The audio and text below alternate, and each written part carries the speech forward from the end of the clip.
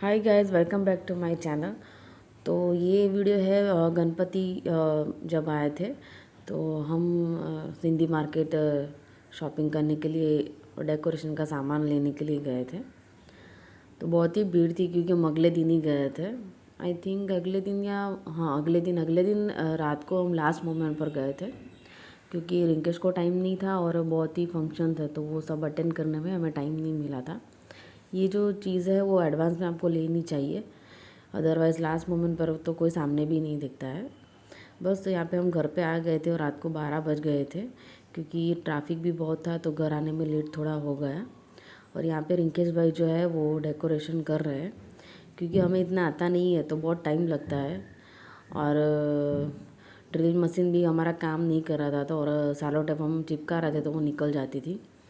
तो यहाँ पे हमारे जो नेबर है वो भी साथ में बैठे हैं और ये मेरी सासू माँ है। तो वैसे तो वो आते नहीं है लेकिन अगर ऐसा कुछ फंक्शन वगैरह होते तो वो आते हैं हेल्प करवाने के लिए। और रात को मैं यहाँ पे थोड़ा बहुत वीडियो शूट कर रही हूँ। एक्चुअली डेकोरेशन हमें बाहर ही करवाना था लेकिन लास्ट मोमेंट पर हम बाहर गए थे तो हमने सोचा कि कॉल करेंगे तो वो आ जाएंगे, लेकिन ऐसा नहीं होता है, आपको पहले से बुकिंग करवाना रहता है। और लास्ट मोमेंट पर हमने कॉल किया तो उन्होंने मना कर दिया कि अभी नहीं होगा। एक टेबल भी हमें बहुत मुश्किल से मिला है क्योंकि टेबल भी बुकिंग सारे हो चुके थे, लेकिन एक पहचान में थोड़ा निकला तो उसने दे दिया एक टेबल, क्योंकि इतना बड़ा टेबल हमारे घर पे होता नहीं है।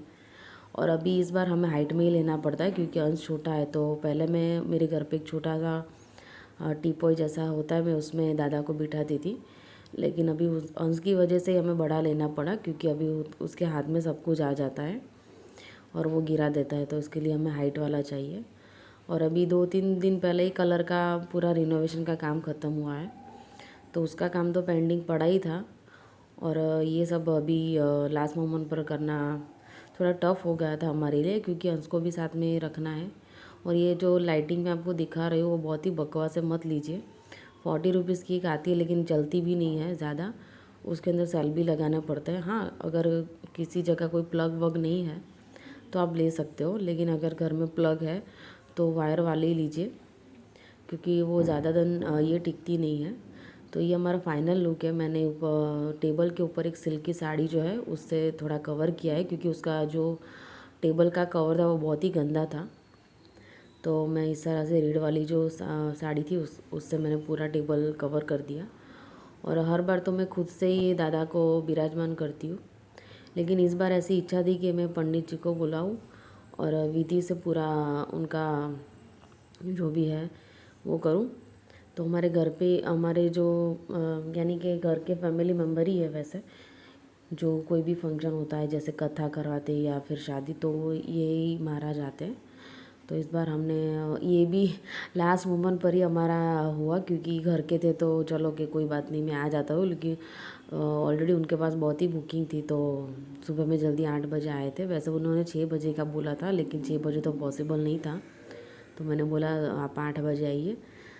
तो बस उन्होंने बहुत ही अच्छे से पूजा करवाई और बहुत ही डीपली वो नॉलेज देते हैं कि दादा को किस तरह से उनकी स्थापना की जाती है और क्यों की जाती है, उसकी पूरी वजह हमें बताई। तो ये सब करवाना वैसे बहुत ज़रूरी होता है, लेकिन आप बोलते हैं ना कि जैसे मन से आप जैसा चाहो वैसा ही होता है, ऐसा कुछ नहीं होता है। दादा को सिर्फ आपकी मन की सेवा भावना ही चाहिए। लेकिन अगर पॉसिबल हो तो इस तरह से पंडित जी को अच्छे से बुला के उनकी विधि से स्थापना करवाइए, क्योंकि वो जो श्लोक बोलते हैं वो हमें नहीं आते हैं और वो श्लोक बहुत मायने रखते हैं। तो मैंने अभी मैं 5 साल लाने वाली हूँ तो ये मेरा 3rd ईयर है। अभी 2 साल और बाकी है तो मैं चाहती हूँ कि मेरे हर बार स्थापना के टाइम यही आए।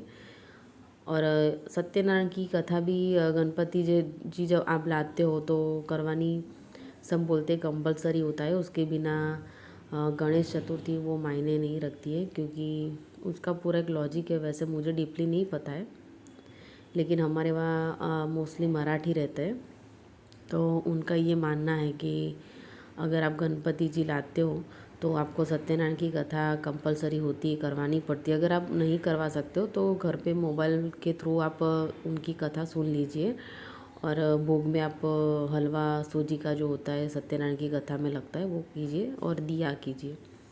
आप छोटे से भी कर सकते हो, ऐसा नहीं है कि आपको पंडित जी बुलाना है या इसी तरह से सब करना है, आप खुद भी सुन सकते हो, लेकिन सुननी ज़रूरी होती है। तो आप कभी भी आपको टाइम मिले तो वो कर लीजिए तो पूरी हो जाएगी, यानी कि गणेश चतुर्थी होती है उससे ही कंप्लीट होती है। और बाकी तो ये सब अभी सुबह का टाइम है तो विधि सब पूरा यहाँ पे पूजा हो रहा है गणपति जी का। ये छोटे गणपति है जो हम मंदिर में रखते हैं। तो दादा यानी कि हमारे महाराज वो ऐसे बोलते हैं कि छोटे गणपति जी की पूजा इसलिए नहीं करनी है कि बड़े वाले गणपति जो जी है उसका तो विसर्जन हो जाएगा, वो चले जाएंगे, लेकिन हमें आपको उनको ऐसा बोलना है कि आप हमारे घर में हमेशा के लिए आप आपका आशीर्वाद रहे। गणपति जी तो हमारे मंदिर में रहते ही हैं, तो पहले जो हमारे घर पे रहते हैं उनकी उसके बाद जो गणपति जी की हम स्थापना बोलो गणपति महाराज की जय। બાપા આઈ ગયા તમે તમારા બીજા ગણપતિ આઈ ગયા લાવ લો કપડું આપો આપો મારા જરો સાફ કરવા પડશે, માટી વાળા છે બિચારા। લાવ લાવ માર પર કપડું આપો આને પેલું આ લે ચોખ્ખું છે ને માટી તો એમને એમનું દ્રવ્ય। हरे कृष्ण कृष्ण कृष्ण हरे हरे हरे राम राम राम हरे हरे हरे कृष्ण कृष्ण कृष्ण हरे। कपूर टूटे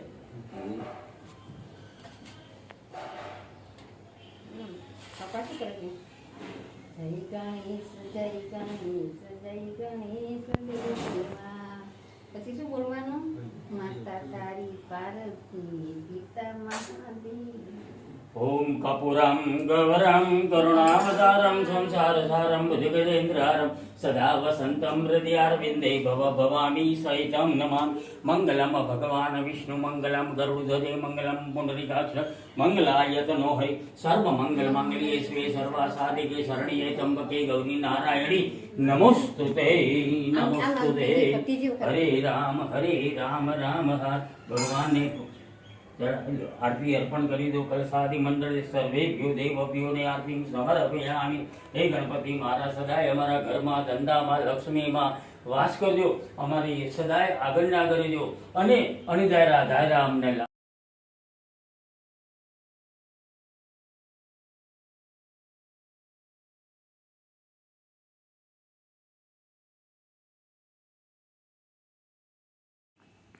बस तो ये जो वीडियो क्लिप है वो गणपति जी जब आ गए थे उसके 4 या 5 दिन के बाद का था। एक्चुअली सब बारी बारी आते हैं, पहले मेरे मम्मी लोग आते हैं, फिर मेरे ससुराल वाले सब आते हैं। तो जब भी आते हैं वो शाम के टाइम पे मैं इस तरह से आरती करती हूँ। वैसे सुबह में कोई नहीं होता है क्योंकि सबको ऑफिस रहता है, स्कूल रहता है बच्चों का, तो मैं किसी को नहीं बोलती। बस तो यहाँ पे आरती का टाइम है, शाम को मैं आरती करती थी तो सबको बुलाती थी। सुबह में मैं किसी को ऐसा नहीं बोलती कि आप कंपलसरी मेरे के घर पे आओ, क्योंकि बहुत लोगों को बहुत सारा काम रहता है सुबह में। तो सुबह में मैं अकेली ही होती थी, तो मैं और गोलू गणपति पापा की सुबह में मॉर्निंग में जो है वो आरती कर लेते थे। और रात को और इनकेस जब आते तो अच्छी तरह से सबको बुला के हम करते थे। तो जिसके पास टाइम था वो आते थे, वो जिसके पास टाइम नहीं था वो उसको हम फोर्स नहीं करते थे, क्योंकि इस बार हर घर के अंदर गणपति बापा थे हमारे फ्लैट के अंदर, और सोसाइटी में भी अलग से थे, तो हम किसी को ऐसा नहीं फोर्सफुली बोल सकते हैं। बस मेरे घर वाले एक बार मेरे ससुराल वाले आए थे, एक बार मेरे पियर से आए थे, यानी मम्मी पापा मेरी दीदी मेरी बहन सब आए थे। तो 10 दिन ऐसा लगता था कि जैसे दादा मेरे घर पे साक्षात है। वो जो भी गणपति जी लाते हैं उनको पता ही है, मुझे बोलने की ज़रूरत नहीं है, क्योंकि वो फीलिंग पूरी अलग रहती है। जैसे हम कोई छोटे बच्चे को संभालते थे, तो मैं पूरा ऐसा हैबिट हो गई थी सुबह में उनको ऐसे हार चेंज करना, फिर मैं अखंड ज्योत रखती हूँ उनके नाम से, फिर उनको प्रसाद देना, बनाना, पूरा एक छोटे बच्चे को जैसे संभालते हैं ना, बस वैसे ही मैंने पापा की थोड़ी बहुत सेवा की है। और ऐसा नहीं है कि मैंने उनको यानी ऐसा नहीं बस मूर्ति ला के रख दी है फिर करना है, ऐसा दिल से मैंने सेवा की है। पापा को पता ही है मैं ऐसा कुछ भरोसा किसी को देना नहीं चाहती हूँ, मेरे और मेरे पापा की बात है। बट अगर आप भी लाते हो तो आप खुद ऐसे फील करोगे, वो जो फीलिंग है वो किसी के साथ आप एक्सप्रेस भी नहीं कर सकते हो कि कैसा होता है। जब पापा गए थे तो मेरे को लिटरली इस बार बहुत ही रोना आया था। हर बार आता है लेकिन इस बार का जो फीलिंग था वो पूरा अलग था, क्योंकि मेरे घर में ऑलरेडी एक लाइव पापा है, मेरा बच्चा छोटा, तो उसके साथ मैंने पापा को संभाला तो मुझे पता ही नहीं चला। वैसे तो इतना पूरा टाइम टू टाइम मैनेजमेंट हुआ था कि मैं पापा का भी भोग लगा देती थी, मेरे अंश को भी मैंने इतना अच्छी तरह से संभाला विदाउट एनी सपोर्ट। कोई सपोर्ट करने वाला नहीं था मेरे घर पे। तो बहुत ही अच्छी तरह से मेरा 10 दिन का जो गणपति बापा का प्रोग्राम है, यानी कि उनका जो स्थापन वगैरह, फिर उनकी सेवा करना, गणेश चतुर्थी बहुत अच्छी रही मेरी इस बार की। तो आप भी ज़रूर से लाइएगा, पापा को प्रार्थना कीजिए। पूरा अलग है, आपको लगेगा कि मैं हर साल लाऊं, और जब जाएंगे तो आपको खुद लगेगा कि नहीं, घर से कोई जो एक कोई इंसान है या फिर वो चले गए हैं, यानी उनकी आपकी मौजूदगी जो होती है ना वो आपको असर होगी। बस तो हम यहाँ पे सब छोटे बच्चे को इकट्ठे करते थे और एंजॉय करते थे शाम के टाइम पे, तो पापा को थोड़ा अकेला फील नहीं होवे। और घर में ऐसा ही माहौल होना चाहिए तो ही लगता है कि नहीं भाई है। फिर अदरवाइज़ अकेला अकेला फिर आप ऐसे कुछ भी नहीं करोगे। मैंने यहाँ पे आज ही इडली और सॉस डाला, यानी भगवान को भोग धराया था मैंने। जो भी हम घर पे बनाते थे वही पापा को हम देते थे, और हम लहसुन प्याज नहीं खाते थे वो 10 दिन तक, और हम उनको देते भी नहीं थे। अगर हम खाते थे तो हम अलग से उनके लिए बनाते थे। वैसे हर कोई किसी का अलग होता है। हमारे वहाँ कई लोग होते हो तो वो सब बाबा को देते हैं, वगैरह खिचड़ी देते हैं या फिर डूंगरी लहसुन सब देते हैं, ऐसा कुछ नहीं है, लेकिन हम नहीं देते। और आई थिंक नहीं देना चाहिए, क्योंकि भगवान को आई थिंक सबने बोला है कि भाई प्याज लहसुन नहीं खाना चाहिए वो टाइम पे, और देना भी नहीं चाहिए। तो सबका अलग अलग होता है, तो कोई प्रॉब्लम नहीं है। जैसे आपकी सेवा करने का मन हो आप बस कीजिए, सेवा कीजिए, और अच्छा सा माहौल रखिए घर के अंदर। बस तो यहाँ पे हम गोलू के साथ अभी मस्ती कर रहे थे। आरती जो है वो ख़त्म हो गई थी और अभी हम खाने के लिए बैठने वाले थे, तो उससे पहले हम थोड़ा बहुत इस तरह से बैठते हैं। और रात को मैं 9-10 बजे फ्री होती थी बस। और ये बस तो यहाँ पे मैंने इडली बनाई थी जो मैंने पापा को रखी थी भूख के लिए, और यहाँ पे आई थिंक मैं खिचड़ी बना रही हूँ अंश के लिए। तो यहाँ पे सांभर, इडली, और सांभर में प्याज आता है तो फिर मैं पापा को मैंने सॉस दिया था। तो बस यहाँ पे अभी थोड़ा बहुत डिस्कशन हो रहा है, पता नहीं कौन सी बात थी, लेकिन कुछ मैं बोल रही थी रिंकेश को कि भाई ऐसे मत करो वो मत करो। तो शाम का टाइम था ये, और इडली अंदर बन रही थी और भूख लगी थी हमें ज़ोरों से, क्योंकि आरती के बिना हम खाने के लिए नहीं बैठते, आरती के बाद ही हम बैठते थे खाना खाने के लिए। और यहाँ पे अंश मेरे साथ बस ऐसे ही चिपका रहता है, क्योंकि पूरे दिन मेरे साथ अकेले रहता है, तो अंश को बहुत हैबिट है मेरी। तो यहाँ पे रिंकेश जो है वो सीरीज़ लगा रहे थे और दिखा रहे थे कि भाई कैसे लुक आता है नाइट में। और जो सीरीज़ है वो चिपक नहीं रही थी, वो सेलो टेप से हम लगवा रहे थे तो निकल जाती थी बार बार, तो उन्होंने फिर लाइटिंग वाली सीरीज़ लाई और लगाई इस तरह से। तो बहुत ही अच्छा लग रहा था। तो बस वो उसके पीछे लगे रहते थे। आई थिंक तो 2-3 दिन उन्होंने सीरीज़ के पीछे लगा दिया था, और रोज़ शाम को ऑफिस से आते थे और ये सीरीज़ के पीछे लग जाते थे। फिर मैंने थोड़ा बहुत गुस्सा कर दिया था, क्योंकि वो सीरीज़ लगाते थे, खाने के लिए लेट हो रहा था और अंश भी रहता नहीं था, तो फिर मेरे को थोड़ा बहुत चिल्लाना पड़ा था।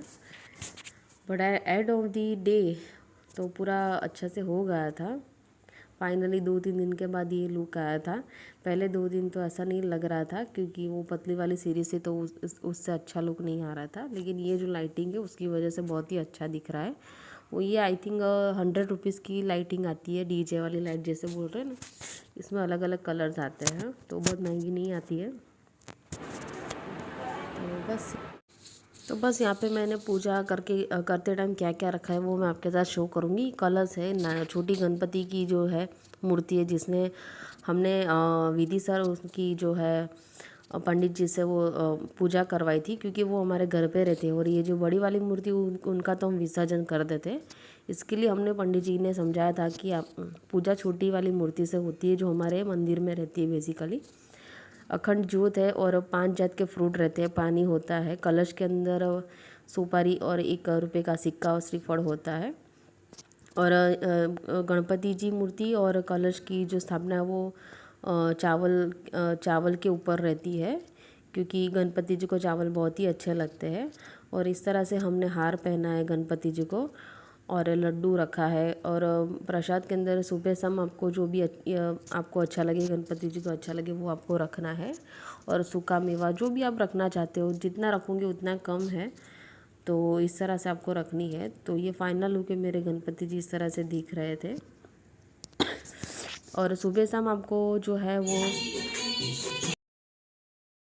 उनका जो हार रहता है वो फ्रेश आपको पहनाना है। मैं दिन में एक बार करती थी, रात को ही मैं चेंज कर देती थी, क्योंकि सुबह में रिंकेश के बाद टाइम नहीं था कि वो मेरे को दे के ला सके।